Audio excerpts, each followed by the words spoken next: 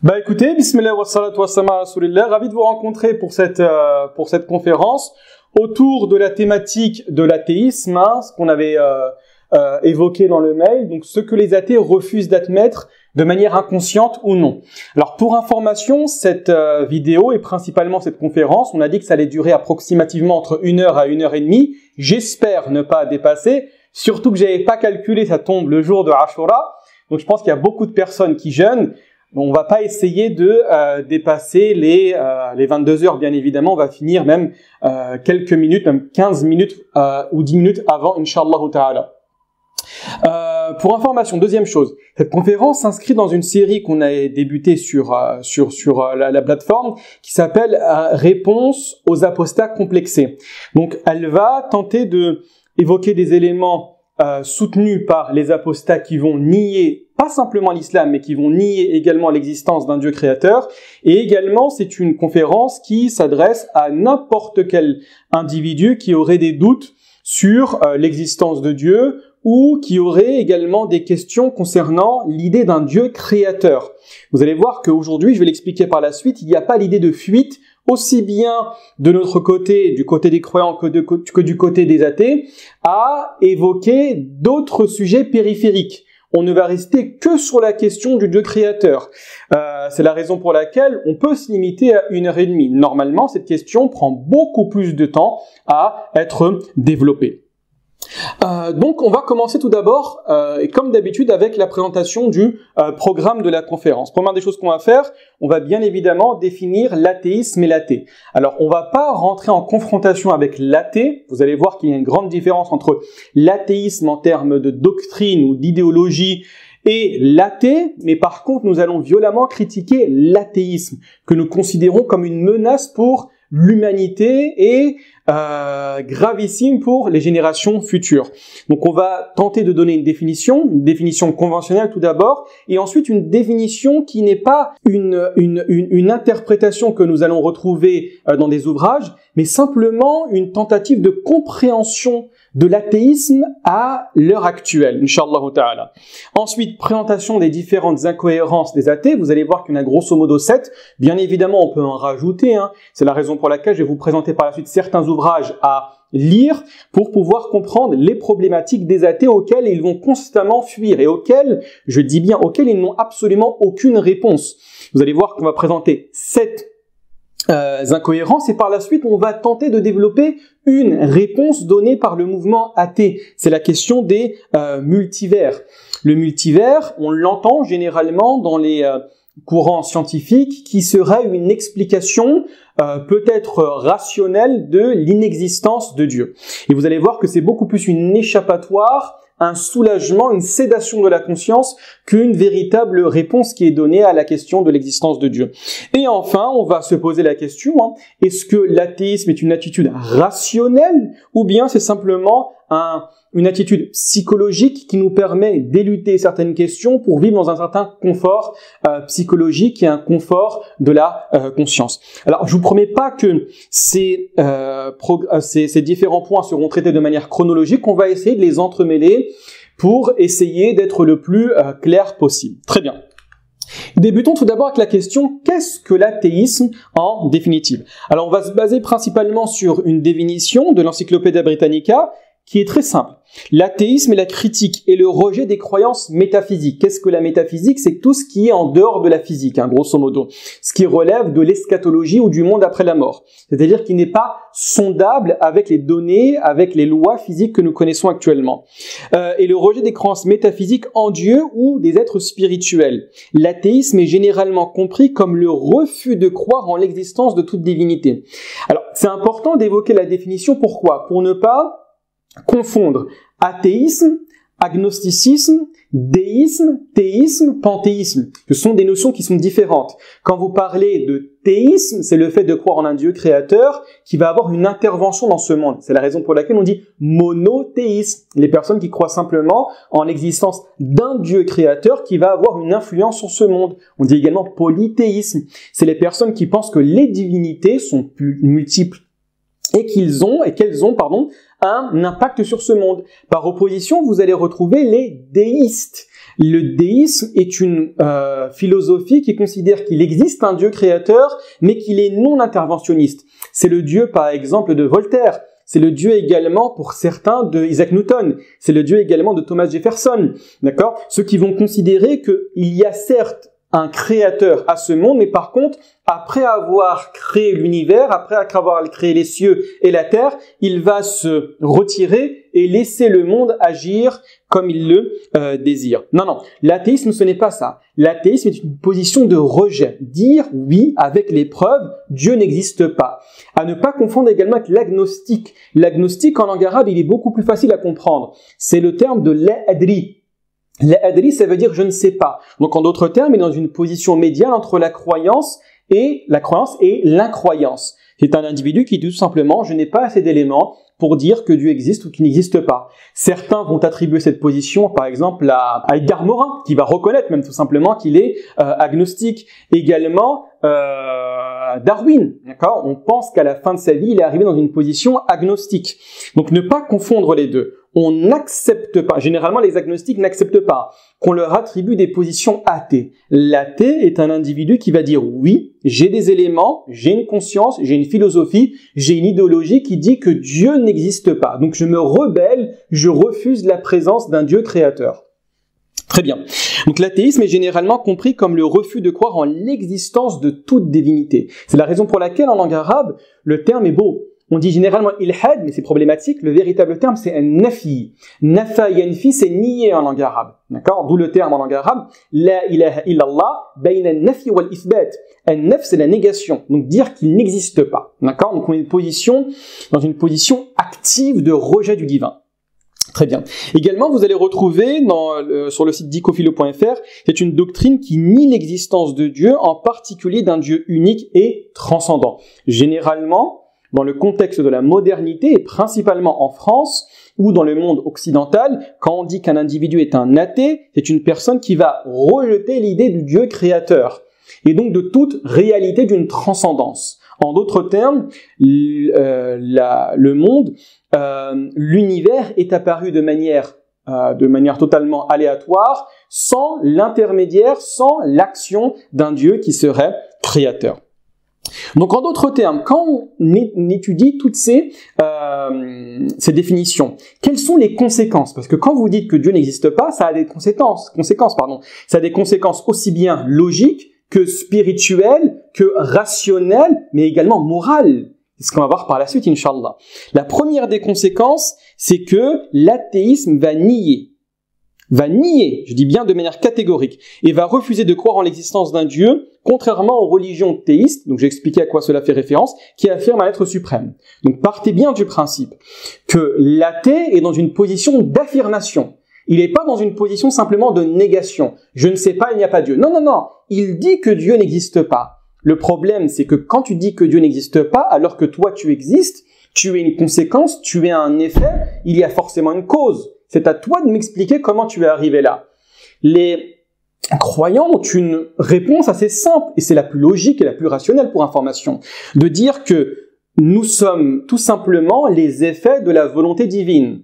Lorsque l'athée va devoir s'exprimer, évoquer les raisons de notre présence sur Terre, il n'a pas, pour information, les éléments. C'est la raison pour laquelle on attribue généralement à l'athéisme une économie du commencement. C'est-à-dire qu'ils vont tenter d'expliquer l'évolution, par exemple par le processus darwinien, mais ils vont refuser d'évoquer l'origine, le début, le commencement. Comment nous sommes arrivés là? Sommes-nous arrivés à partir d'un néant total et absolu, ce qui est totalement inacceptable au niveau rationnel, ou bien vous avez une autre explication? Ils n'ont absolument aucune explication. Ils vont tenter d'éluder le sujet et tenter de raccommoder quelques éléments en disant que c'est la question du multivers qu'on évoquera par la suite, et partez du principe que l'athéisme, jusqu'à aujourd'hui, aussi bien au niveau technique scientifique, c'est-à-dire la science expérimentale, ou au niveau logique, ils n'ont absolument aucune question, aucune explication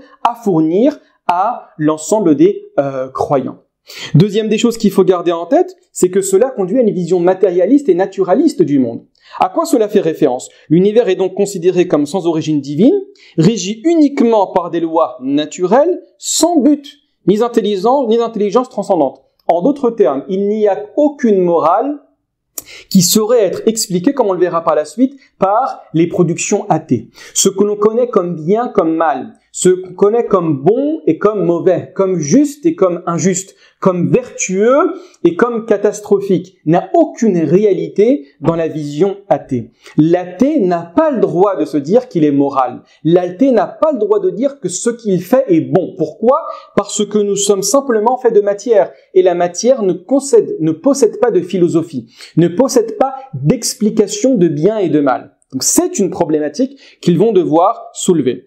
Et enfin, absence de sens ultime ou de morale absolue. Sans Dieu, la vie n'a pas de finalité objective, comme va le dire par la suite Dostoïevski, dans les Frères Karamazov. Sans Dieu, tout est permis.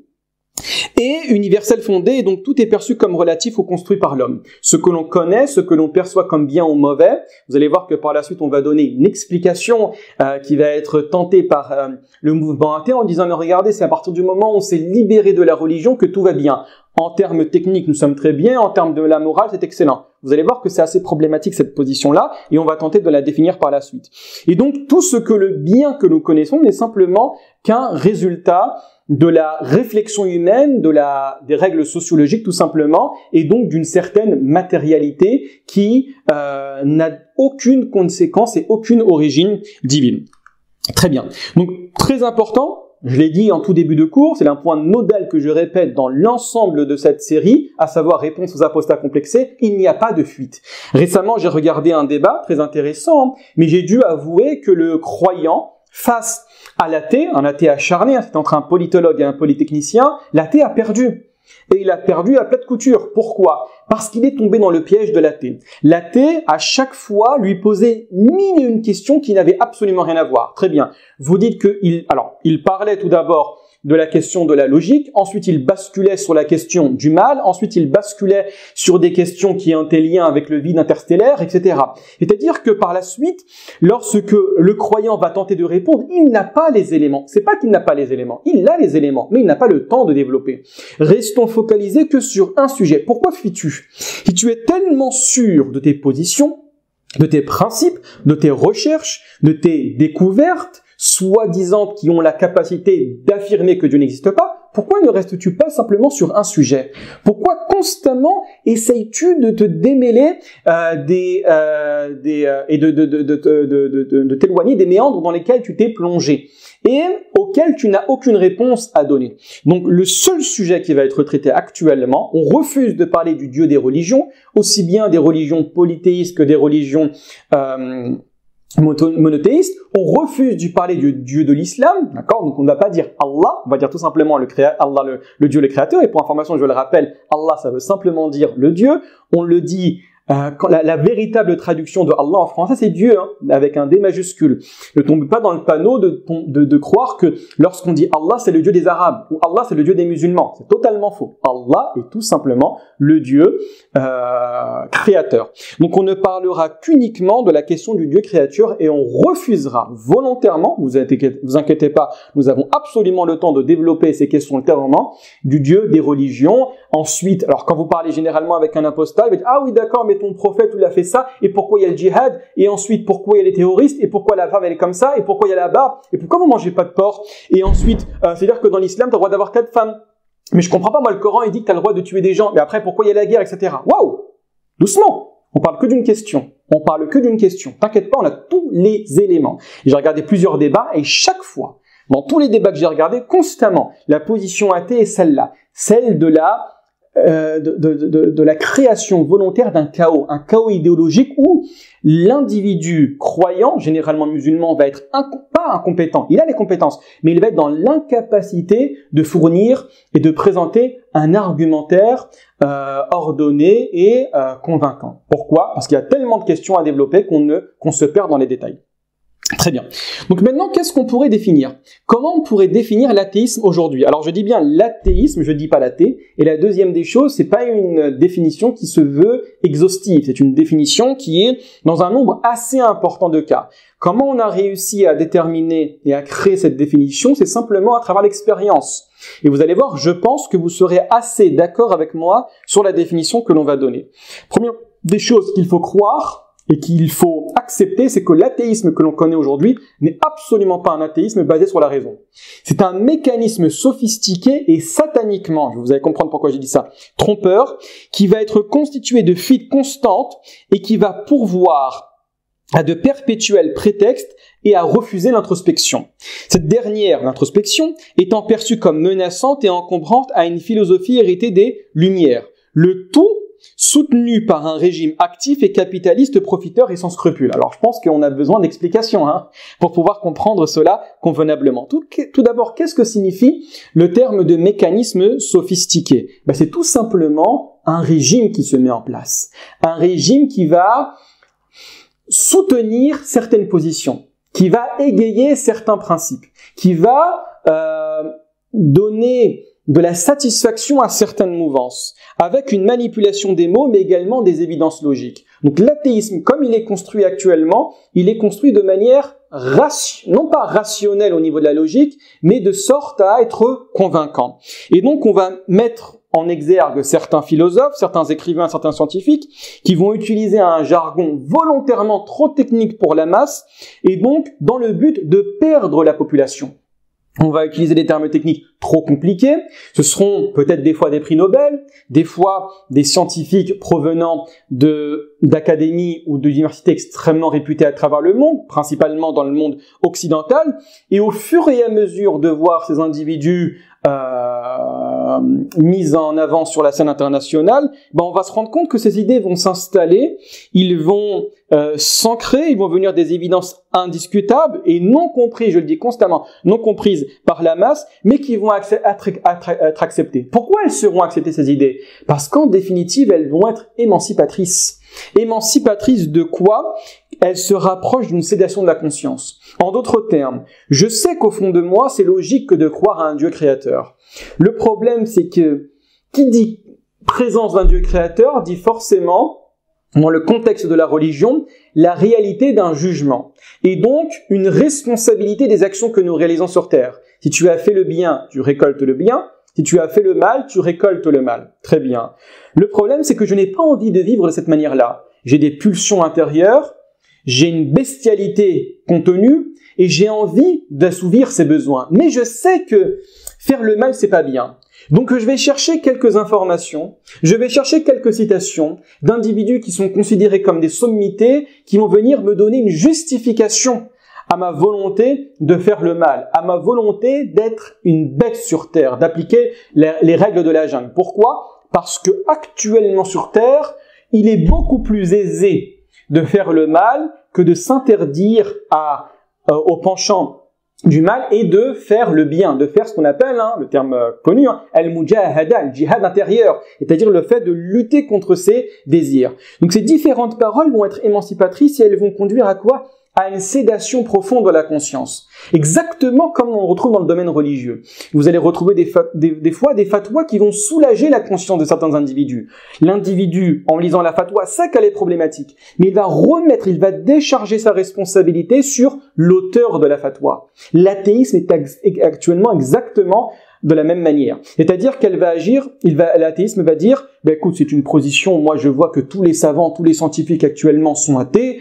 on voit que ce sont des prix Nobel, ils ont des chaires à Oxford, d'autres à Harvard, d'autres dans les plus grandes universités à travers le monde. Qui je suis, moi, pour les contredire? Si maintenant on voit que ces sociétés occidentales qui aujourd'hui vivent dans un confort indéniable, dans un confort et une avancée et des prouesses techniques indéniables, qui je suis moi pour refuser ces paroles-là? Qui je suis moi pour les contredire? C'est eux qui ont raison.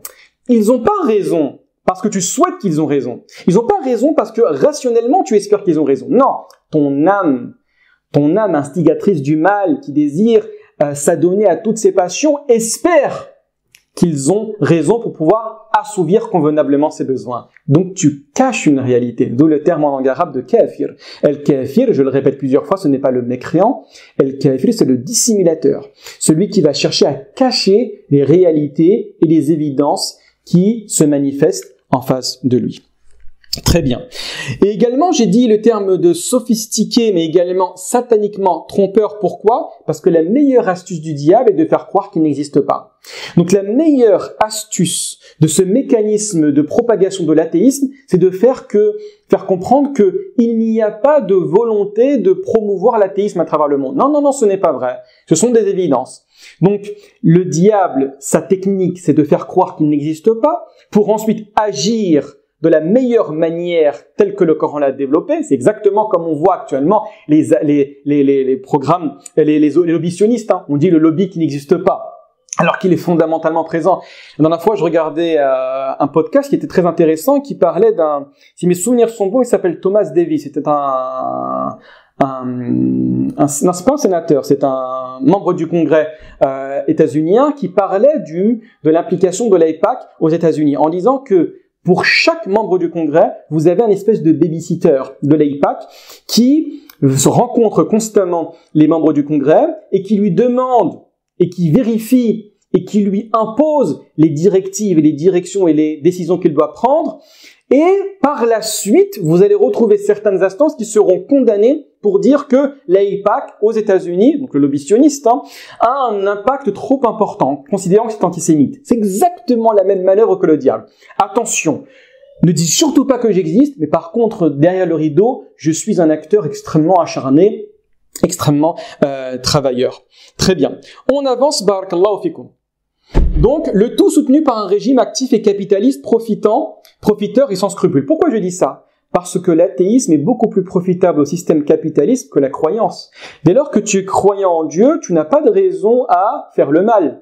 Tu as constamment une réflexion une introspection à t'imposer sur l'avenir. Tu ne vas pas dilapider ton argent dans les plaisirs mondains. Tu vas chercher à faire le bien. Tu vas penser à une certaine éthique dans les transactions commerciales, ce qui n'est absolument pas la volonté du système capitaliste. Le capitalisme est basé sur la bestialité, sur laisse passer, laisse faire, la suppression des États. Le capitalisme, fondamentalement, est violent. Il éradique les structures de l'État. Donc, dès lors que le capitalisme a le choix entre la position athée, où il y a un refus de l'intellection, il y a un refus d'une certaine introspection, d'un questionnement des actions que nous réalisons, et d'un autre côté, la religion, le capitalisme va faire très rapidement son choix. Le choix de imposer des directives où il n'y a pas de scrupules, où il n'y a pas, vous savez, comme par exemple, une question toute bête, on l'a évoqué plusieurs fois, mais pour bien comprendre la rapacité, la voracité du capitalisme, il y a un livre à lire, de Jean Ziegler, qui est un ancien émissaire de l'ONU, pour s'intéresser à la question de la faim à travers le monde. Ce livre s'appelle L'Empire de la honte. Il en a écrit plusieurs, Jean Ziegler, également La haine de l'Occident, où il parle des problématiques du capitalisme. Et une des histoires les plus connues de ce livre-là, qui est catastrophique, c'est comment Nestlé, qui est l'entreprise la plus boycottée au monde, va réussir à faire croire aux populations d'Afrique subsaharienne qu'il est plus intéressant de nourrir leur enfant avec du lait industriel que du lait maternel. Ce qui va conduire à la mort de plus de 1000 enfants par jour. Pourquoi? Parce que la maman tout simplement va croire à la publicité qui est faite, et donc Nestlé va offrir pendant un mois des boîtes de lait infantile. La mère va avoir très peu d'argent, donc elle va utiliser cet argent pour acheter de l'eau de bonne qualité. Le problème, c'est qu'après un mois, les dons s'arrêtent. La mère ne produit plus de lait. Vous savez que la femme qui n'allaite pas, le lait s'arrête, d'accord? C'est quelque chose qui est connu. Et qu'est-ce qui va se passer par la suite? La femme est dans un dilemme. Elle est contrainte de nourrir son enfant. À 1 mois, 2 mois, vous ne lui donnez pas du pain, vous ne donnez pas de la viande, vous ne donnez pas de la compote, vous donnez uniquement à votre enfant du lait infantile. Donc elle est contrainte d'aller en pharmacie, d'aller en boutique, dans les épiceries, d'acheter avec le peu d'argent qu'elle a le lait infantile, mais par contre elle n'a pas assez d'argent pour acheter de l'eau de source, de l'eau de bonne qualité. Donc qu'est-ce qu'elle fait? Elle donne à son propre enfant de l'eau polluée, ce qui va conduire à des maladies et qui constitue la première cause, je dis bien la première cause de mortalité infantile à travers le monde. En regardant les chiffres, c'est environ, imaginez le nombre, entre 1000 et 3000 enfants qui meurent par jour à cause de l'insalubrité de l'eau. Et donc, Nestlé est fondamentalement coupable de ces actions-là. Qu'est-ce qui a donné l'autorisation à Nestlé d'agir de cette manière-là? Si ce n'est pas l'absence d'une croyance en un jugement après la mort. Si ce n'est pas la volonté d'éradiquer toute moralité du monde. D'accord? Donc l'athéisme, comme je l'ai dit au début, est fondamentalement dangereux. C'est moi qui le dis, hein, c'est de nombreux penseurs et principalement John Locke également. John Locke dans son traité sur la tolérance où il va critiquer la position athée en disant que c'est un individu auquel tu ne peux absolument pas faire confiance. Pourquoi? Il n'y a aucune sacralité. D'accord? Il sait qu'il ne sera pas récompensé, il sait qu'il ne sera pas jugé, ce qui l'intéresse est uniquement de profiter. Donc il n'a aucun scrupule à mentir, il n'a aucun scrupule à être mauvais. Et actuellement, on le voit. On le voit où? On le voit, barakallahu fikoum, dans le conflit à Gaza, où vous voyez clairement le monde occidental se liguer pour nous faire comprendre qu'il est légitime de massacrer des enfants, de décapiter des enfants. Lorsqu'on va voir un sniper prendre son arme et viser la tête d'un enfant et lui exploser sa tête, on va considérer que c'est tout à fait acceptable ceci. Pourquoi? Parce qu'ils partent du principe qu'il n'y a pas de résurrection. Vous savez que dans la vision juive, il n'existe pas de paradis et d'enfer. Le paradis est terrestre, d'accord? Le paradis est fondamentalement sur terre, d'où l'importance du retour en terre promise, d'accord? Et c'est également ce qu'il faut savoir. Deuxième chose, c'est que une grande majorité d'Israéliens n'est pas croyante. Et c'est ce que va dire Ilan Pappé, l'un des plus grands historiens israéliens, en disant le paradoxe avec les Israéliens, c'est qu'ils sont dans de nombreux cas athées, mais ils pensent que Dieu leur a promis une terre. D'accord? Donc, l'athéisme n'est pas simplement un problème avec le refus de Dieu. Il est principalement dangereux dans ses conséquences. Très bien. On avance, barakallahu fikum. Maintenant, quelles sont les incohérences de l'athéisme? Alors, la première incohérence, et ne pensez pas que c'est une répétition constante que vous allez entendre de la part des croyants. Le premier élément que vous voyez en face de vous est le plus important et le plus fort, et celui auquel les athées ne donnent pas de réponse. J'ai expliqué au tout début de la séance que les athées ont une volonté de faire une économie du commencement. Donc ils ne répondent pas à cette question-là. En d'autres termes, l'origine de l'univers, peut-on croire à un commencement sans cause? Vous avez un principe fondamental, le principe de la raison suffisante, tout a une cause, et donc tu crois que tout a une cause sauf l'univers entier. Est-ce que ça c'est logique? Tout ce que tu vois sur Terre, la petite télécommande que tu vois là, l'iPad que tu vois là, ce livre qui est juste là, ma présence, mes lunettes, ma moustache et ma barbe, le stylo qui se trouve en face d'ici, tout ce que tu vois, tout ce que tu traverses, tout ce que tu ressens et que tu perçois, tout ce que tu rencontres a une cause. Par contre, la chose qui a le plus de complexité, qui a le plus de grandeur, qui a le plus de beauté, elle n'a pas de cause. C'est assez problématique, moi je pense, hein, d'accord? Donc l'athée doit croire que l'univers a surgi du néant, et quand je dis le néant, ça veut dire quoi? C'est l'absence de toute chose, l'absence de toute particule, l'absence de réflexion. Penser au néant est déjà penser à quelque chose. C'est penser, c'est la raison pour laquelle certains philosophes considèrent que le néant n'a pas de réalité. Parce que penser au néant, c'est déjà penser à quelque chose. Non, non. Ici, tu dois me dire que l'univers que l'on connaît est venu d'absolument rien. Et que ce rien est venu soit par une action interne, c'est-à-dire qu'il précédait sa création, c'est impossible, ou bien il a été créé d'une autre chose qui était créée, mais tu tombes dans l'impossibilité de la régression causale à l'infini, dire que chaque chose a une cause, qui a une cause, qui a une cause, qui a une cause jusqu'à l'infini, c'est impossible, d'accord? Ou bien tu vas dire tout simplement que tout est venu directement à partir du néant. Et Dieu le dit dans le Coran. En d'autres termes, en français, ont-ils été créés à partir de rien ou sont-ils eux-mêmes les créateurs? Ce sont des questions rhétoriques et des questions où l'individu sensé, l'individu rationnel dit effectivement, je dois me rendre à l'évidence, hein, il n'y a rien qui provient du néant, donc pourquoi cet univers très bien ficelé, très bien ordonné, provient du hasard? Donc l'athée doit croire que l'univers a surgi du néant, sans cause, sans intelligence, ni but. Cela va en compte du principe fondamental de la causalité. Je le dis et je le répète, il y a actuellement aucune hypothèse, aucune explication qui donne des réponses à cette problématique. Et pour information, tous les êtres humains partagent un certain savoir. Ce savoir, ce sont les règles de la logique et les règles des mathématiques. Ce qui est valable dans ma logique à moi, en tant que Mounir présent en France, est valable pour un individu que je n'ai pas rencontré, qui habite au Pérou et qui ne parle pas ma langue. Nous avons exactement les mêmes principes logiques et les mêmes principes mathématiques. D'accord ? Donc le Coran va poser une question rhétorique puissante, celle que j'ai mentionnée, qui va souligner l'impossibilité logique de l'autocréation. Tu ne peux pas t'autocréer. Pourquoi ? Parce que tu n'étais pas encore là. Et également de la création ex nihilo, c'est-à-dire à partir de rien absolu, et ce, sans cause. Posez cette question à un individu. Posez à une personne qui se prétend être athée. Vous avez deux possibilités. Soit un individu qui est athée par fainéantise et par sédation de sa conscience. Il a envie d'être athée parce qu'il a envie de profiter. Généralement, 99% des personnes que vous rencontrez qui sont athées sont dans cette posture-là. Et ils reviennent à Dieu dès lors qu'ils sont dans un gros souci. Je me souviens une fois, j'avais écouté une conférence où, lorsque la France a été occupée par les Allemands pendant 4 ans, vous aviez des leaders politiques, alors que vous connaissez la France, et son attachement viscéral à la question de la laïcité. La laïcité en France n'est aucunement pareil que dans les autres pays, d'accord ? Vous allez retrouver certains responsables politiques appelant les gens à demander à Dieu de nous sortir de ce dilemme. La France allait sombrer, pour information, dans le nazisme. La France allait devenir allemande, d'accord ? Très bien. Très bien. Deuxième question.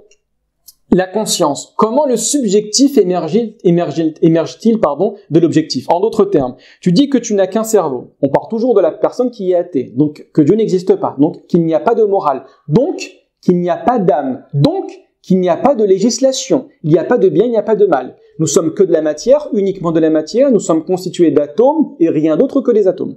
Tu dis que tu n'es qu'un cerveau, qu'une machine biologique. Mais qu'est-ce qui doute alors ? Ton foie aussi doute ? Pourquoi donnes-tu de la confiance à ton cerveau ? Ça, c'est problématique. C'est une question à laquelle, des fois, on s'intéresse pas trop, Mais tu dis que tu n'es qu'un bout de viande, entre guillemets. Pourquoi, des fois, tu aimes ? Pourquoi, des fois, tu détestes ? Pourquoi ressens-tu de l'émerveillement, des fois, face à une pièce de théâtre ? Des fois, pourquoi, on a tous vu le film sur Netflix, le film turc, Pourquoi, dès que tu regardes le film turc, tu pleures et tu n'arrives pas à te contenir ? Pourquoi, des fois, tu es submergé par une magnifique chanson ? Pourquoi ? Explique-moi. Alors que tu n'es qu'un bout de viande. Il n'y a aucune explication darwinienne, évolutionniste, qui est capable de donner des explications à ce que je viens d'expliquer. D'accord ? Donc, selon l'athéisme matérialiste, la conscience humaine n'est qu'un sous-produit du cerveau. Mais comment expliquer le jeu intérieur, les intentions, la douleur ou l'amour ? La volonté. Des fois, la volonté de s'adonner à une tâche et de se sacrifier au bénéfice des autres. Pourquoi la mère va se sacrifier pour ses enfants ? Pourquoi des fois même quand c'est peine perdue, tu es capable de te vouer corps et âme à une tâche et à un sacrifice ? Pourquoi ? Aucune explication logique. Aucune explication logique. Pourquoi également dire à un individu que tu aimes ? Pourquoi tu vas pas simplement dire, normalement, si tu suis la logique, ta logique de matérialisme total et absolu, non, je ne t'aime pas ma chérie, mais c'est simplement la dopamine qui a noyé mon noyau codé à l'intérieur de mon cerveau. C'est comme ça que tu dois parler, d'accord ? C'est l'effet de la dopamine, c'est l'effet de certaines substances qui m'ont poussé à te dire je t'aime. Mais l'amour n'existe pas, d'accord ? C'est très problématique, La morale n'existe pas, donc dans la vision athée, nous devenons des machines, éloignées de tout ce qui fait l'humanité, de la beauté de l'humanité. Et donc, pourquoi s'émouvoir, pourquoi pleurer, pourquoi aimer, pourquoi se vouer à des causes justes ? Qu'est-ce que va dire Thomas Nagel, philosophe athée ? Les scientifiques n'ont toujours pas la moindre idée de la façon dont le cerveau donne naissance à la conscience. On ne sait pas expliquer. Pourquoi nous avons une conscience ? Pourquoi nous savons que prendre un petit chaton, d'accord, et l'écraser comme ça est quelque chose de mauvais ? Comment nous le savons ? D'accord ? Comment nous avons une conscience alors que la chenille n'a absolument aucune conscience. Le singe n'a aucune conscience. Le chien n'a aucune conscience. Quelle est la différence entre moi et la vache ? D'accord ? Ce sont les gènes. Il y a des animaux qui ont beaucoup plus de gènes que nous. Pourquoi ? D'accord ?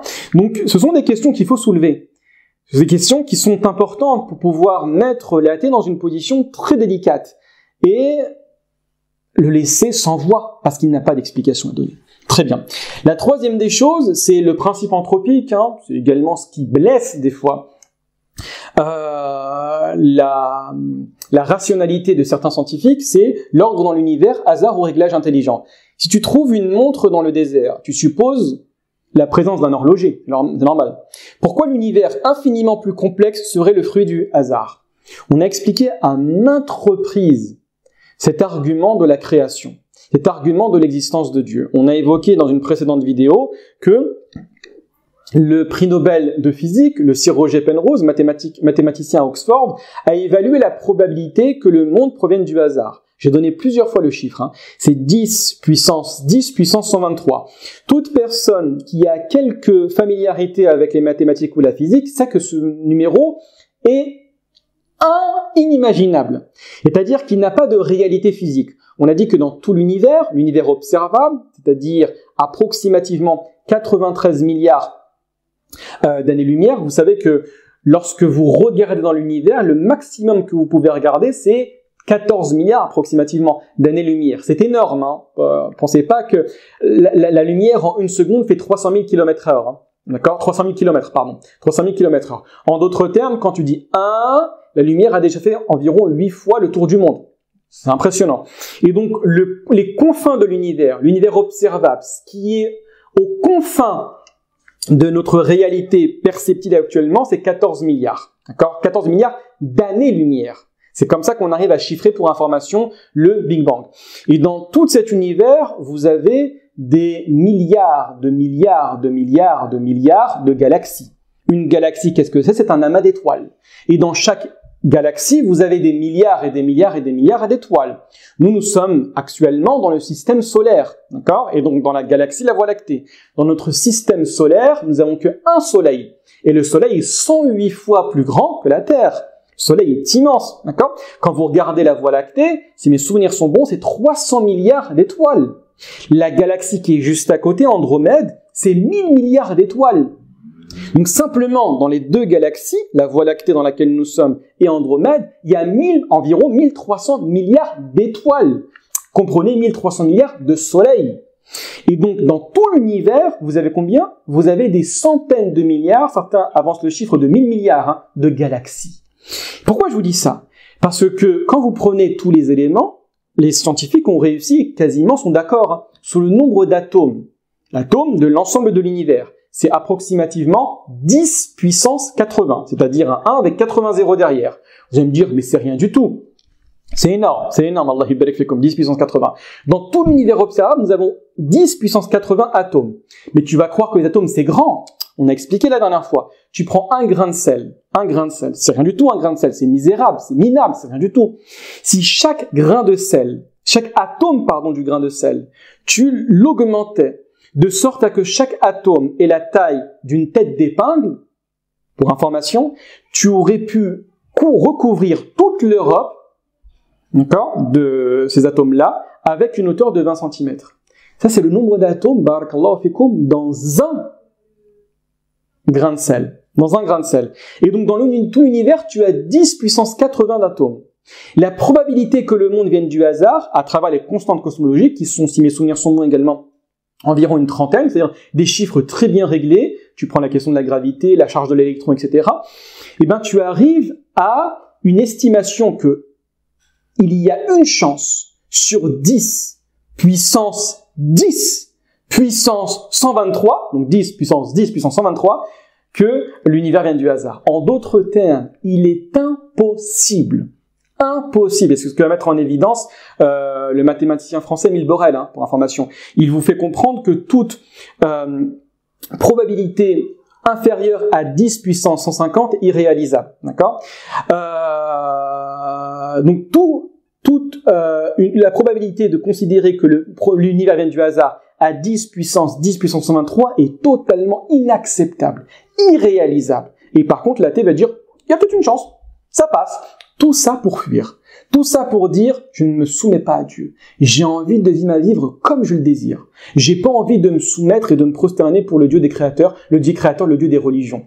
Celui qui a calciné, celui qui a fait du mal. Il est là le problème. C'est que généralement, il y a le versant psychologique qui s'impose et qui va faire abstraction de la rationalité.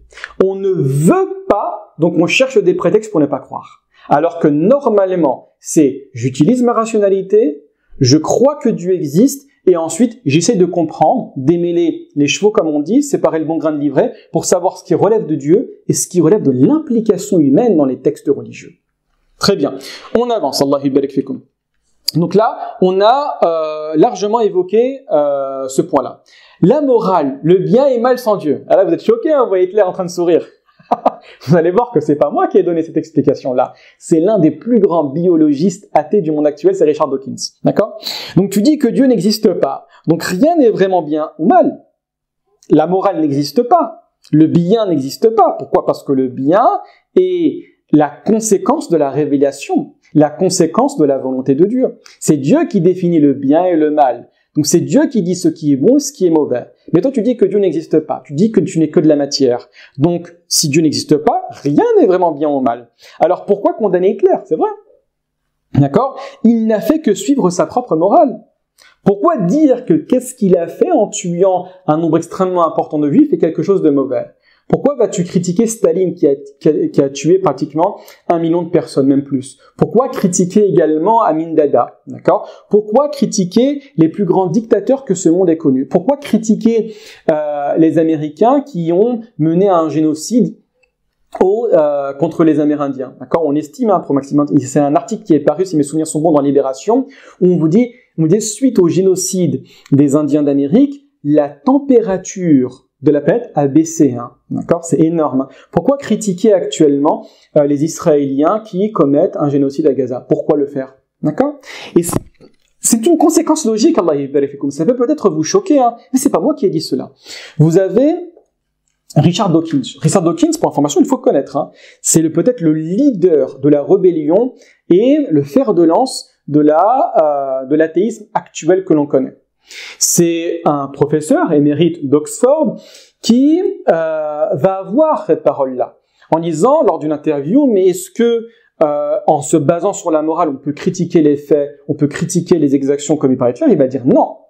Il a compris la logique, il a compris la répercussion. Pourquoi? Nous sommes que de la matière. Certains vont même beaucoup plus loin en disant mais quelle est en définitive la différence entre nous et un animal, entre nous et une bactérie? D'accord? Nous sommes tous similaires. C'est la raison pour laquelle je critique dans la sphère musulmane les positions principalement véganes. Parce que le véganisme est basé principalement sur la vision athée. Il n'y a aucune préférence de l'humain. La différence entre moi et le singe est simplement liée à la faculté de l'homme de parler, mais le singe a ses propres facultés. C'est la raison pour laquelle on parle dans un abattoir de victimes. Il y a une égalité entre l'homme et le singe. Il y a une égalité entre la vache et l'homme. Il y a une égalité entre le moustique et l'homme. Poursuivons. Il y a une égalité entre la bactérie et l'homme. Donc dans la vision athée, tu n'as pas le droit de vivre. Pourquoi? Parce que ta présence est conditionnée à une éradication constante par ton organisme, d'accord, ta défense immunitaire, de la suppression de certains virus et de bactéries. Donc en d'autres termes, si tu poursuis la logique athée jusqu'à la fin, tu dois te suicider. Pourquoi? Parce que en étant dans la position dans laquelle tu as un génocide qui se place à l'intérieur de toi, un génocide de bactéries. Donc, suicide-toi. Et c'est exactement ce qu'on veut. C'est exactement ce qu'on veut. D'accord? Mettre tout le monde sur le même pied d'égalité. Les animaux sont similaires aux bactéries, les bactéries sont similaires aux humains. Donc, quiconque tue une bactérie mérite la peine de mort. D'accord? Très bien. Allah yibarifikum. Donc, qu'est-ce que va dire Richard Dawkins? Pour information, il a écrit pas mal de livres, hein. Et en plus de ça, je vais aller plus loin avec Richard Dawkins. Richard Dawkins a 3 livres que vous devez connaître. Le premier, malheureusement, son livre est dur à entendre pour un musulman. Ça s'appelle tout simplement Pour en finir avec Dieu. L'un des livres les plus connus, Le gène solitaire, et le troisième, c'est Le gène solitaire, Pour en finir avec Dieu, et également L'horloger aveugle, d'accord, en parlant de Dieu. Très bien, dont il ne croit pas. Et même ce dernier, alors qu'il va être véhément contre la posture de la croyance, il va, lors d'une conférence à Oxford en 2012, si mes souvenirs sont bons, qu'il l'a opposé à un archevêque dont le nom est Anthony Kenny, si mes souvenirs sont bons. Il va, en titre d'introduction, dire qu'il n'est pas sûr à 100% que Dieu n'existe pas. D'accord? Il a toujours quelques doutes sur certaines questions. C'est problématique. C'est-à-dire que c'est la référence mondiale de l'athéisme, Richard Dawkins, et malgré cela, il y a certains doutes qui subsistent. Et j'en suis sûr à 100% qu'il n'a jamais ouvert le Coran.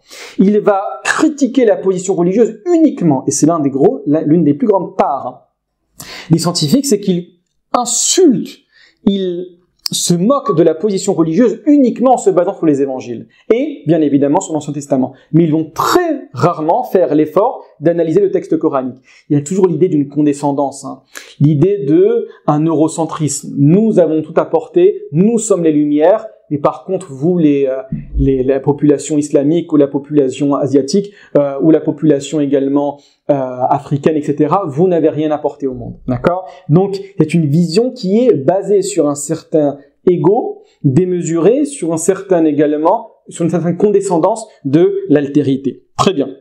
Donc, le problème, c'est que sans Dieu, il n'y a pas de fondement objectif à la morale. Pourtant, tout le monde agit comme si certaines choses étaient objectivement bonnes ou mauvaises. Un enfant d'1 an, vous lui retirez sa sucette, il pleurera parce qu'il sait que c'est injuste. Un enfant d'1 an, vous rapprochez de lui 1 an ou 2 ans et vous voulez taper volontairement, exprès, évidemment, un chien, il va tenter de protéger ce chien. Pourquoi ? En islam, nous avons un fondement qui s'appelle la fitra, c'est-à-dire le logiciel que Dieu a inculqué, que Dieu a introduit à l'intérieur de l'humanité, par laquelle il va définir ce qui est bon de ce qui est mauvais. Donc vous avez la raison n'est pas suffisante, vous avez la fitra n'est pas suffisante, vous avez le texte religieux qui va venir et qui va conduire, qui va diriger le pas de la croyance. Et donc comme dit Dostoïevski, dans les Frères Karamazov, si Dieu n'existe pas, alors tout est permis. D'où la dangerosité de l'athéisme. Et là, ça renvoie, alors je sais pas il est quelle heure, j'ai pas envie de vous retarder, voilà, on a encore un petit peu de temps. Quand vous prenez par exemple le cas actuel, parce que des fois vous allez retrouver certains athées qui vont vous dire oui très bien, j'entends ce que tu dis, barakallahu fik, c'est gentil, merci à toi, etc.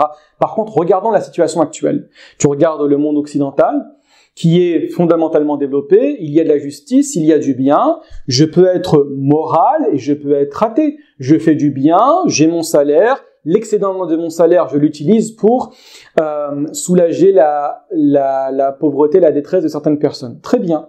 Regardez bien. Et par la suite, ils vont vous dire, nous n'avons pas besoin de la religion. La religion, simplement, nous régresse, nous freine, elle nous tire vers une certaine vision du monde que nous avons dépassée. Celui qui va le mieux répondre, à mon humble avis, à cette question-là est Alija Izetbegovic, d'accord, c'est pour information, l'ancien président de Bosnie, dans un très beau livre, L'Islam entre l'Est et l'Ouest. Et il vous donne une métaphore magnifique. Actuellement, nous sommes en période estivale. Et en période estivale, le Maghreb, donc le coucher du soleil, est à 22h. Mais est-ce que à 22h, lorsque vous voyez la disparition du disque solaire, directement nous tombons dans la froideur de l'hiver? Absolument pas.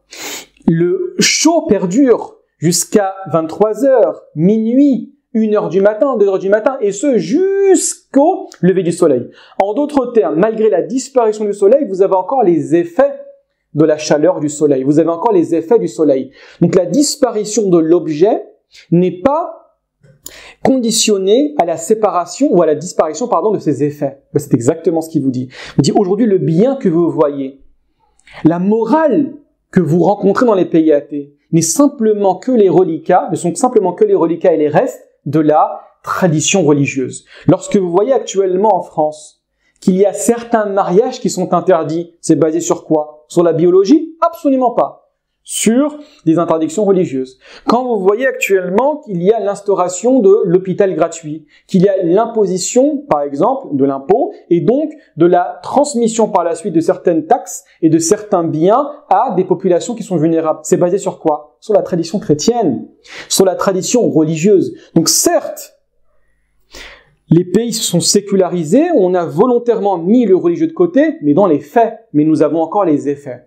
Par contre, pour voir fondamentalement un pays gangréné uniquement par l'athéisme, il faut attendre 1000 ans, 2000 ans, 3000 ans. Et là, vous verrez les catastrophes. Regardez l'URSS dès qu'on a combattu la religion de manière totale et absolue. D'accord? Très bien. Allah yibarifikum, on avance. Ensuite, vous avez le 5e principe, la rationalité peut-elle émerger du chaos? Tu fais confiance à ton cerveau pour prouver que Dieu n'existe pas. Ça va? Tu te bases uniquement sur la rationalité qui découle de son cerveau, alors que ton cerveau est censé être un produit du hasard sans intention. Tu dis que le cerveau est l'alpha et l'oméga de ma réflexion, qu'avec le cerveau, j'arrive à déterminer ce qui est bon et ce qui est mauvais, et j'utilise les règles de mon cerveau pour dire que Dieu n'existe pas, Mais ton cerveau n'est quoi en définitive avec ta vision athée? Et simplement le produit d'une évolution, une évolution darwinienne qui est basée sur deux piliers, la mutation génétique et la sélection naturelle. Donc en d'autres termes, il n'y a aucune place normalement à l'intelligibilité, à l'intellection, à la rationalité. D'accord? Donc c'est assez problématique que de poursuivre une vision qui émerge du chaos. L'athéisme croit que notre cerveau produit de l'évolution sans but et fiable pour découvrir la vérité. Restez 2 minutes sur ces questions-là. Il n'y a pas de but. Le cerveau n'est qu'un bout de viande, entre guillemets, parsemé de neurones et qui va avoir un fonctionnement simplement qui est en lien avec la survie. Respirer, fuir, se multiplier, etc. Mais en aucun cas un mouvement philosophique. Comment tu arrives à expliquer à ce petit bout de viande, d'accord, qui fait même pas à peine 1 kilo, pour pouvoir découvrir la vérité? Comment arrives-tu? Et pourquoi faire confiance à une machine née du hasard? Et donc, qu'est-ce que va dire un philosophe chrétien, Lewis? Si nos pensées ne sont que le résultat de causes non rationnelles, alors nous n'avons aucune raison de faire confiance à notre raisonnement. D'où le paradoxe de l'athéisme. Tu fais confiance à ton raisonnement, et ce raisonnement n'est que le fruit d'un bout de viande qui n'a aucune faculté à déterminer la vérité. Parce que, au fond de toi, la vérité n'existe pas. D'accord? Donc c'est problématique. Très bien. On avance, Allah barak fikum, avec l'absurdité de la vie sans Dieu. Pourquoi vivre en définitive? Il n'y a pas de raison, il n'y a pas de but, il n'y a pas de dessein, il n'y a pas d'objectif à la création, il n'y a rien du tout, il n'y a que l'absurdité. Tu dis que la vie n'a aucun sens, mais tu cherches quand même la justice, la vérité, le bonheur, pourquoi? Il n'y a aucune raison. Il n'y a aucune raison biologique à rechercher la justice. Il y a aucune explication athée à rechercher et à quémander et à se sacrifier pour la vérité et pour le bonheur. Pourquoi fais-tu tout ça? Tu n'as aucune explication. Donc si Dieu n'existe pas, la vie n'a aucun but ultime. D'accord? Ce que va dire également Thomas Nagel, le plus grand problème de l'athéisme, ce n'est pas la mort, mais c'est l'insignifiance. Tout est absurde, c'est la position de Sartre. La chose la plus également d'Albert Camus, la chose la plus difficile pour un athée, c'est de dire mais tout ce que nous voyons n'a absolument aucun sens. Et donc la chose la plus grave de l'athéisme, ce n'est pas que l'athéisme va légitimer certaines actions qui sont contre Dieu. C'est de dire en définitive que le bien et que le mal n'a absolument aucune valeur morale, n'a aucune référence. Et donc, qu'est-ce qu'on vit avec l'athéisme? On vit fondamentalement un holocauste des valeurs et des principes. Tout ce qu'on considérait comme bien, en définitive, ça ne sert à rien. C'est voué à la poussière, c'est voué à l'extinction, c'est voué à la suppression. Et donc, aider un enfant atteint d'une maladie grave, aider un patient à se relever, aider une famille en détresse n'a absolument aucun sens. Ça ne sert à rien. Cette idée, à quoi elle va conduire pour les générations futures que l'on commence à voir actuellement? La loi de la jungle. Le plus fort sera le plus fort, le plus faible sera le plus faible. On a la légitimité rationnel, athée, de supprimer les plus faibles. Pourquoi? Parce qu'il n'y a aucun mal à faire ceci. Et le Dieu va condamner à plusieurs reprises cette idée dans le Coran. Dieu va dire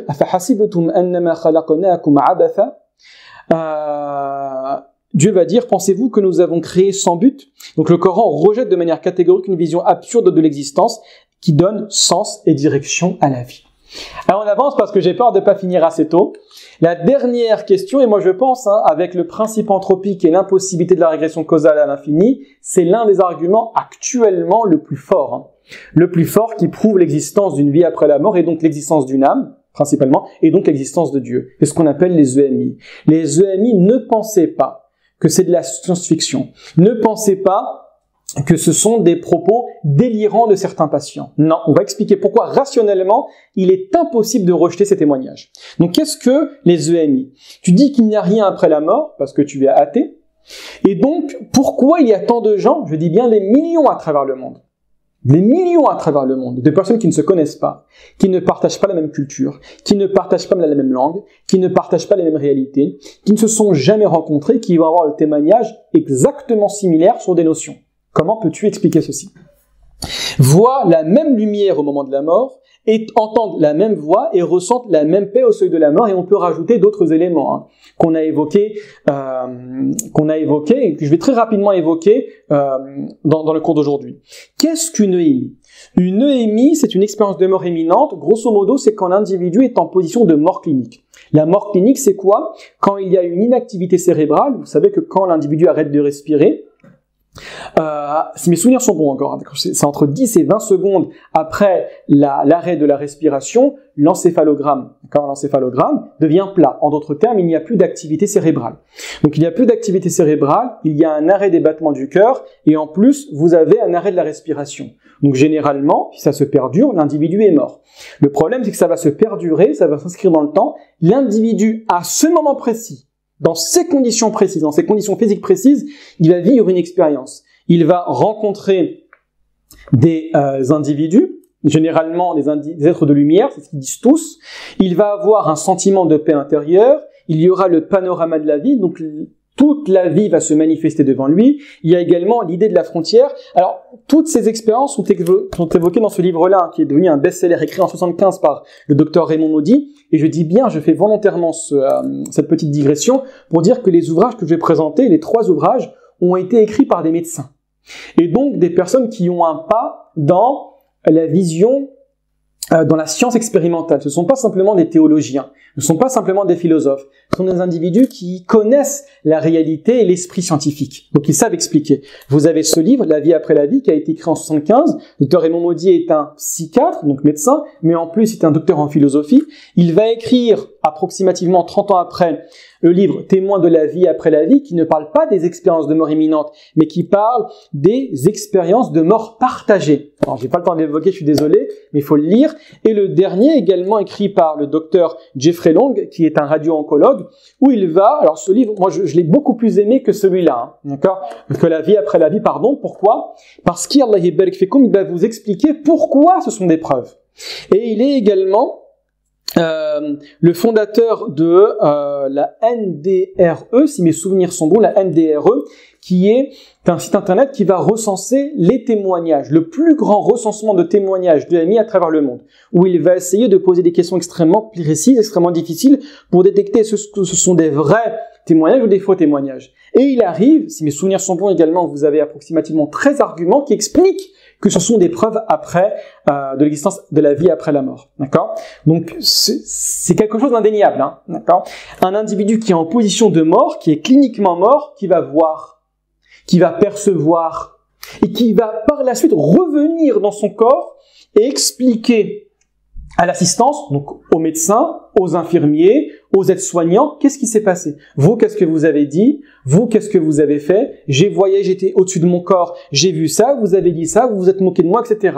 Et on ne peut que accepter ces différents témoignages, d'accord? Donc là, ça agit par ricochet. Si vous croyez, c'est pas si vous croyez, vous êtes tenu d'y croire. Vous avez actuellement plus de 4 millions d'expériences de mort imminente. On estime environ 4 millions de MI à travers le monde. C'est des témoignages qui sont fiables.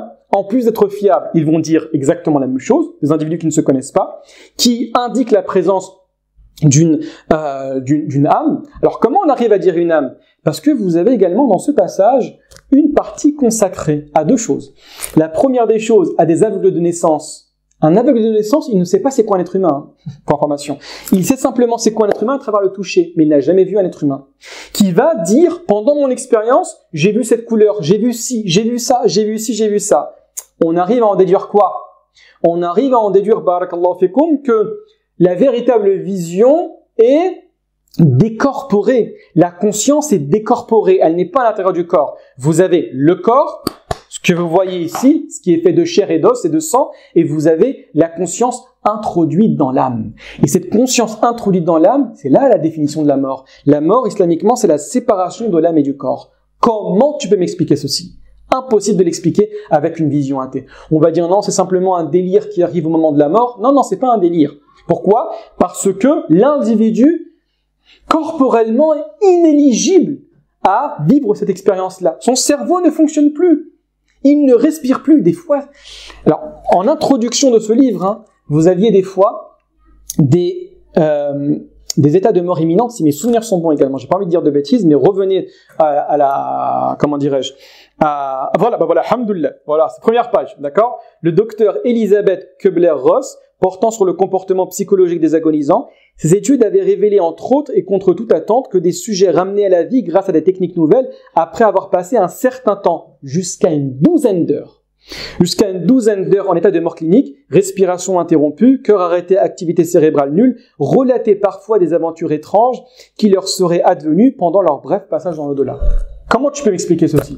Très bien. Vous savez, arrivé à un certain moment, tu es dans le déni. Tu es dans le déni, tu n'as pas envie de croire. Tu n'as pas envie d'accepter Dieu. Tu as envie simplement de te rebeller. D'accord? Très bien. On avance, Allah barik fikum. Très bien. Maintenant, il reste, allez, on va dire un petit quart d'heure maximum. Après, promis, je m'arrête. L'ultime fuite en avant de l'athéisme, qu'est-ce que c'est? C'est le multivers. Qu'est-ce que, barakallahu fikum, le multivers? On va tenter de l'expliquer. Alors, ça peut paraître bizarre, vous allez beaucoup l'entendre, et principalement dans les cercles scientifiques. Qu'est-ce que le multivers? Les athées refusent de croire à Dieu car on ne le voit pas. Généralement, c'est l'explication. Jusqu'à preuve du contraire, rien ne prouve que Dieu existe. Je ne le vois pas. Comme si ce qui était éligible à la croyance devait être perçu. D'accord? Pour information, l'œil ne voit rien du tout. L'œil ne voit que les longueurs d'onde basées entre 0,4 et 0,8 micromètres. En d'autres termes, il ne voit quasiment rien. C'est-à-dire sur l'étendue de la galaxie dans laquelle on est actuellement, il voit simplement l'épaisseur d'un cheveu. Donc on ne voit quasiment rien pour information. D'accord? Très bien. Mais il croit à des milliards d'univers indivisibles, indétectables, jamais observés. Qu'est-ce que ça veut dire ceci? On va expliquer à quoi ça fait référence le multivers. Le multivers, c'est quoi? C'est l'idée qu'il n'existerait pas un seul univers, mais une infinité d'univers parallèles. En d'autres termes, notre univers dans lequel nous sommes n'est simplement qu'une boule. Une bulle, imaginez une bulle. Et sur les côtés, vous avez d'autres bulles qui sont d'autres univers. Et vous n'en avez pas un, vous n'en avez pas deux, vous en avez des milliards et des milliards et des milliards et des milliards et des milliards, et ce de manière infinie. Et donc, qu'est-ce que ça veut dire? Ça veut dire que vous avez une multitude d'univers, et dans tous ces univers-là, il n'y en a que un, pour l'instant je m'arrête, il n'y en a que un qui ait fonctionné. Et donc nous sommes la version gagnante de milliards, de milliards et de milliards et de milliards d'autres univers. Mais poussons la réflexion. On a dit infini. Donc on a dit sans nombre final. Donc en d'autres termes, toutes les hypothèses sont possibles. En d'autres termes, si nous poussons la réflexion comme ceci, vous avez des univers où vous avez des règles et des lois totalement différentes de celles que nous vivons actuellement et que nous connaissons actuellement. Vous avez des univers dans lesquels vous êtes, vous, présent, mais vous n'êtes pas avec votre véritable personnage. Vous êtes médecin ici, dans un autre univers, vous serez pasteur. Vous êtes pasteur ici, dans un autre univers, vous êtes tondeur de gazon. D'accord? Dans un autre univers, vous n'avez pas une tête, poussons la réflexion, mais vous en avez deux. Ici, vous avez deux yeux, dans un autre univers, vous en avez trois. Mais comme toutes les hypothèses sont possibles, dans un autre univers, vous avez une tête de vache. Dans un autre univers, vous avez 45 bras. Dans un autre univers, vous êtes que des Superman. Dans un autre univers, vous avez des pistolets à la place des mains. Dans un autre univers, vous avez une bouche qui fait 45 mètres de largeur. Dans un autre univers, vous avez des yeux en forme d'épée. Je peux faire comme ça jusqu'à demain matin pour information. Et pour information, ils y croient. C'est-à-dire qu'ils disent oui, ouais, c'est possible. D'accord? Toutes les possibilités sont jouables. Et ils se basent principalement sur une expérience logique qui vous dit, mais attendez, quelle est la probabilité qu'un singe qui tape sur un clavier recopie, alors si mes souvenirs sont bons, c'était une encyclopédie britannique, je me souviens plus précisément du nom, on va dire n'importe quelle encyclopédie. D'accord, on va dire allez, n'importe laquelle, allez, bismillah, on va dire le dictionnaire Larousse. Quelle est la probabilité qu'ils réussissent à taper l'ensemble du dictionnaire Larousse du début jusqu'à la fin sans faute, et de manière aléatoire? Vous êtes d'accord avec moi que la probabilité est très très faible. Mais vous avez un nombre infini de tentatives. Bah forcément, à un moment, le singe va réussir. Et bien, ils vous disent exactement la même chose avec les univers. Il y a constamment des univers qui se créent, de manière totalement fortuite, de manière totalement aléatoire. Forcément, à un moment, ça a marché. Si tu joues toute ta vie, imaginez, toute ta vie tu joues, et tu ne mourras jamais, forcément un jour tu gagneras au loto. Et ben c'est exactement la même tentative qui est expliquée. C'est le meurtre du savoir, pas ce que je viens de dire. C'est le meurtre de la science expérimentale. C'est de la pure folie. C'est de la pure folie ce que je viens de dire. D'accord? Donc chaque univers aurait ses propres lois, ses propres constantes, et peut-être même ses propres versions de toi, de moi, ou qu'un être vivant du tout. Hein, comme je dis, hein, d'accord? Tu as une tête de sneakers. Allez, bismillah. Soyons fous, d'accord? On est tous des célébrations. Hein, c'est une tête de sneakers, ou une tête de bounty. L'autre, il invente 2000 quoi, etc. Soyons fous. C'est comme si notre univers n'était qu'une bulle parmi d'autres dans un univers, dans un immense océan invisible. Pourquoi certains y croient? Alors, vous êtes d'accord avec moi que c'est beaucoup plus lié à la science-fiction que la réalité. Certains scientifiques l'évoquent pour expliquer pourquoi notre univers est aussi bien réglé. Ils vous disent, mais non, vous n'avez pas compris, vous les croyants. Laissez-moi, je vais vous expliquer, j'ai un doctorat. Qu'est-ce que ça veut dire? En fait, l'univers dans lequel on a l'impression que c'est bien réglé. Mais non, c'est un coup de chance, en fait. Quand tu regardes à droite, quand tu regardes à gauche, il y a des milliards d'autres univers où c'est mal réglé. Et nous, on est tombé sur l'univers qui est bien réglé. Donc, toutes les constantes cosmologiques dont je vous ai parlé tout à l'heure, le chiffre de 1 puissance 10 puissance 10 puissance 10 puissance 123, c'est simplement un coup de chance. Hein. Sur tous les univers possibles, nous, alhamdoulilah, on est tombé dans le bon univers. Eh ben, dis donc, c'est fort, hein. Et donc ce n'est pas un miracle, c'est juste qu'il existe des milliards d'univers, et on est tombé dans le bon par hasard. Alhamdoulilah Rabbil Alamin. Mais cette idée n'est pas prouvée. Pourquoi? Parce qu'elle n'est pas observable. Ce sont que des vues de l'esprit, des tentatives d'explication qui n'ont aucun fondement scientifique, et restent bien évidemment très controversées. Qu'est-ce que va dire le professeur Paul Davies, d'accord, qui a écrit un livre, alors que je vous conseille pas pour l'instant de lire parce qu'il est assez difficile, hein, franchement, à part si vous avez vous avez lu beaucoup d'ouvrages sur l'astrophysique et vous avez une bonne connaissance en mathématiques et en physique, sinon c'est assez dur. Hein. Paul Davies, l'esprit de Dieu, qui enseigne la physique mathématique à l'université d'Adélaïde, en Australie. Il vous dit, croire au multivers revient à croire à tout et n'importe quoi. On perd tout pouvoir explicatif. D'accord? Alors je vais vous lire le passage, excusez-moi, je prends le temps rapidement parce que j'ai envie d'être précis. Qu'est-ce que va dire à la page 194? Cette théorie des univers multiples, donc c'est les multivers, hein, ne satisfait pas tout le monde. Postuler une infinité d'univers invisibles et non visibles pour expliquer celui qui nous est visible semble excessif. Allah barak fik, Paul Davies. Il est plus simple de postuler un Dieu invisible. Et bien évidemment, c'est basé sur le rasoir d'Occam. Hein. Quand tu as deux explications à donner, tu prends généralement la plus simple. Hein. Voici la conclusion de Swinburne, etc. D'accord? Donc lui, le reconnaît, c'est pas le seul. C'est quasiment tous les êtres doués d'intelligence rationnelle vous disent que c'est n'importe quoi. D'accord? Donc, quelles sont les problématiques de... Alors, information, regardez bien. Vous avez un film que j'avais regardé, c'est Everything, Everywhere, All at Once, qui parle de cette problématique-là. Si vous n'avez quasiment rien compris à ce que je viens d'expliquer, regardez ce film-là, d'accord, qui parle de la question des univers multiples. D'accord, il est assez bien le film, hein, il est assez bien le film. Et tu vas comprendre que c'est beaucoup plus de la science-fiction qu'autre chose. Hein. Donc, les incohérences du multivers, je vais vous les citer très rapidement. La première, c'est qu'il n'y a aucune preuve expérimentale.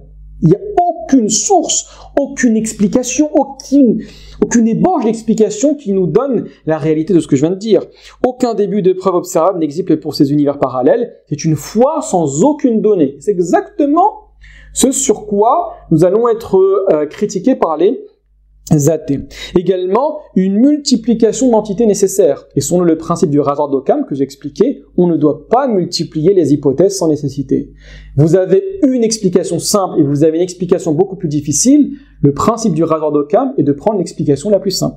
Et donc, un Dieu unique, créateur, est beaucoup plus logique qu'un nombre infini, je dis bien infini, il faut comprendre ce que ça veut dire infini en mathématiques, hein, d'accord, infini d'univers hypothétique. Également, une perte totale de sens.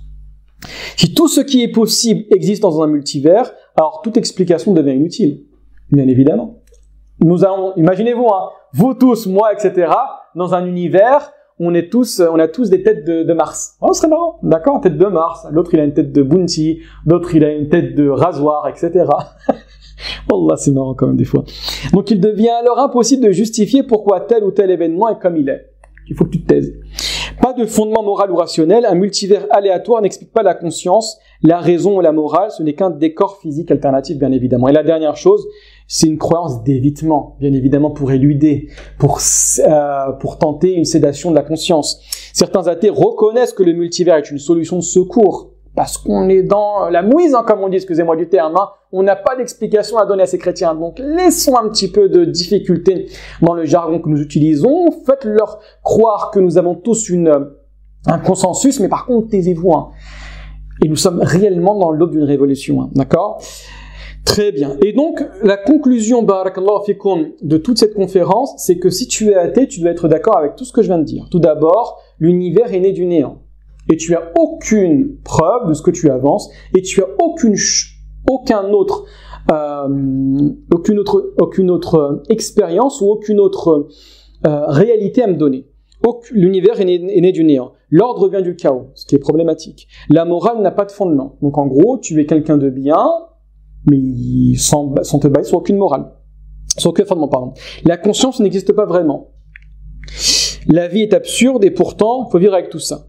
Et donc tout ça, pour rejeter quoi ? N'est-il pas plus logique de croire en un créateur sage, juste, miséricordieux, qui a donné à l'univers un sens, à l'homme une dignité et à la vie une finalité. Alhamdulillah, Rabbil Alamin, on est arrivé à la fin. Je vais pas vous retenir plus longtemps, à part si vous avez une question, Allah yibarak fikum, sinon on s'arrête là parce que je pense que beaucoup de personnes se préparent à manger. Est-ce que vous avez une question, Allah yibarak fikum, ou tout est clair? Oui, moi j'ai une question. Dis-moi, c'est Mohamed Lamine, Allah yibarak fikum, wa alaykoum salam. En fait, pas une question, c'est juste une précision par rapport au livre que tu as présenté, écrit par l'ancienne présidence. Ça fait comment le livre? Allah yibarak pour ta question. Je vais en profiter parce que j'ai préparé des livres ici que je voudrais vous présenter très rapidement qui critiquent cette problématique-là. C'est l'islam entre l'Est et l'Ouest, hein, d'accord, qui est vraiment très très bien, de l'ancien président de Bosnie, d'accord. Alors c'est un livre qui est assez long, d'accord, il est écrit même en petit, hein, et qui t'explique tout simplement l'islam, d'accord, la compréhension, les grandes thématiques de l'islam. Maintenant, si vous voulez explorer davantage tout ce que je viens de dire, et principalement au niveau de l'athéisme, vous avez un livre, franchement, que je conseille, c'est l'athéisme, l'hypothèse impossible, pourquoi l'athéisme est-il irréalisable et inconcevable, du docteur Samri Amri. Alors c'est un livre initialement qui a été écrit en anglais, mais sincèrement, je ne sais pas qui est le traducteur, Allah yibarak fi. La traduction est exceptionnelle, vraiment très très belle, on a l'impression de lire un livre écrit simplement en français, hein. D'accord, donc c'est Masha'Allah. Il vous critique et il répond, en fait, tout simplement, son livre, alors je l'ai noté quelque part, mais je vais pas vous garder plus longtemps, il explique tout simplement dans ce livre que l'athéisme, tout d'abord, est dangereux, et en plus d'être dangereux, il est inconcevable. Il n'y a pas véritablement d'athée. Vous allez retrouver des personnes qui vous disent à l'extérieur, je suis un singe, je suis un omoplate, je suis un tronc d'arbre, mais dans la réalité extérieure, c'est totalement faux. D'accord? Et là, il vous dit la même chose. Il vous dit que avec cette logique, il n'y a personne qui est athée, tu ne peux pas être athée. D'accord? Vous avez ce livre-là. Vous avez un autre livre très intéressant, alors il est en arabe, mais il est traduit en français, j'ai fait quelques recherches, hein. C'est Qissatul Iman Bain al-Falsafati wal-Ilm wal-Qur'an du Cheikh Nadim al-Jisr, l'ancien moufti du Liban. Donc l'histoire de la foi entre la philosophie, la science et le Coran. Et c'est un livre particulièrement intéressant. Alors il est assez long, hein, mais en fait c'est un dialogue qui va s'instaurer entre un cheikh, donc c'est l'imam d'une mosquée, et un étudiant qui revient d'Occident et dont l'esprit a été perturbé par les philosophies occidentales, la philosophie cartésienne, la philosophie de Kant, la philosophie bien évidemment des philosophes tels Aristote, Platon et Socrate, etc., mais également présocratiques. Et il va tenter en fait d'amener l'étudiant au fur et à mesure à reconnaître et en fait à dissiper tous les doutes qu'il avait. Franchement, très bien écrit. L'auteur sait de quoi il parle. Il va pas simplement utiliser le vocabulaire juridique. Il va emprunter les théories occidentales, les critiquer et expliquer davantage où est le bon et où est le mauvais. C'est un livre qui est traduit en français. Après, très rapidement, vraiment, je m'excuse, hein. La vie après la vie, lisez-le, hein. Franchement, ça renforce la foi en la croyance en une vie après la mort. C'est le premier livre, un best-seller qui a été écrit en 75, hein, qui explique qu'est-ce que veut dire réellement une EMI. Dans ce livre, il a été très prudent, d'accord? Précaution scientifique. Dans ce livre, on va dire qu'il se lâche beaucoup plus, hein. Mais par contre, ces deux livres sont différents. Là, il parle de l'expérience de mort imminente. Là, il parle des expériences de mort partagée. Ce ne sont pas les morts, les personnes qui sont en train de mourir, les agonisants qui font une expérience de mort imminente, ce sont les individus qui sont autour. Donc, principalement les infirmiers, les médecins, mais également la famille. Et vous, après avoir lu ces deux livres, vous avez celui-là qui va venir compléter beaucoup plus sous un aspect scientifique. D'accord? Donc la vie après la mort est l'épreuve, la plus grande enquête jamais réalisée sur les expériences de mort imminente du docteur Jeffrey Lang, qui était tout d'abord sceptique et qui par la suite va être catégorique sur la vie après la mort et sur la réalité des expériences de mort imminente. Allah yubarik fiakum. Est-ce que vous avez une autre question?